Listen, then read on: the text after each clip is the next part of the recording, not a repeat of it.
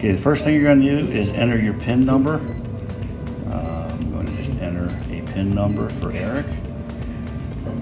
This brings you to this screen. From PaperCut, you can release your print jobs, you can access the device, which is basically copying, and you can scan to yourself. If you notice in this area, we have 13 print jobs pending and 38 pages. We're going to go into those print jobs and take a look. We can select any of those print jobs we want to print. We can select them all. We can also then, right here, delete any jobs. So if we decided we don't want those jobs, we can just delete them. These jobs will stay in this queue for 24 hours. After 24 hours, they will be deleted automatically. So if you have jobs, you haven't printed them, they will go away. They won't be there tomorrow at this time. So if we have that and we just want to hit print, it's going to take those two jobs we just hit and print them out for us.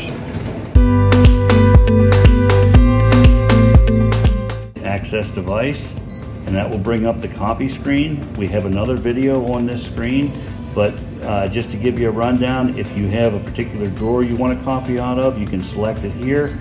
The APS is auto paper select, so if you put paper in the document feeder, it will automatically pick the correct drawer. Here's where you do double-sided. What this means right here is book and tablet. I always like to point this out.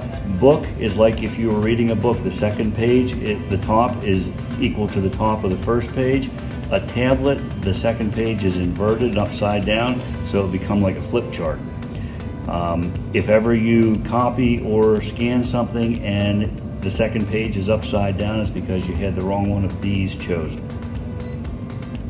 Here's where you would collate and staple, and you can also hole punch on the teacher machines.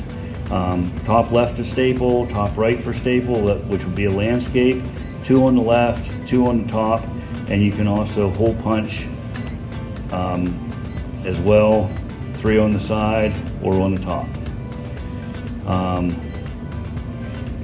Anytime you want to make more than one copy, you can hit here, tell it how many you want. This C button only clears the number of copies. The yellow button clears everything on the screen. So this is a function clear button. The C button, whenever you are here, that only clears the quantity. And you can darken and lighten. Here, there is a proof copy button, and what that proof copy button does, if you have a big complicated job setup, if you hit that, it'll spit out one copy, ask you if that's what you want. If you say yes, it'll copy the rest. If you say no, it'll ask you to make some changes, and feel free to hit proof again, and then it'll print the rest out again.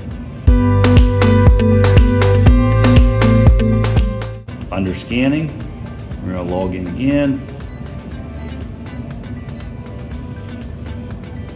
If you hit scan, you can see it's going to Eric's email. There is no way to add a CC to someone. You cannot send it to anyone but yourself.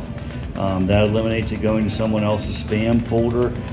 Basically, it's coming to you. You then forward it to who you want to. You can change the settings of the document over here that you're scanning. You can make it single-sided or double-sided, portrait or landscape. Here's where you can change the file type. Most people leave it PDF. It's defaulted to 300 DPI. If you want photo quality, you can do 600 DPI. And it's defaulted to color. You can do grayscale or black and white.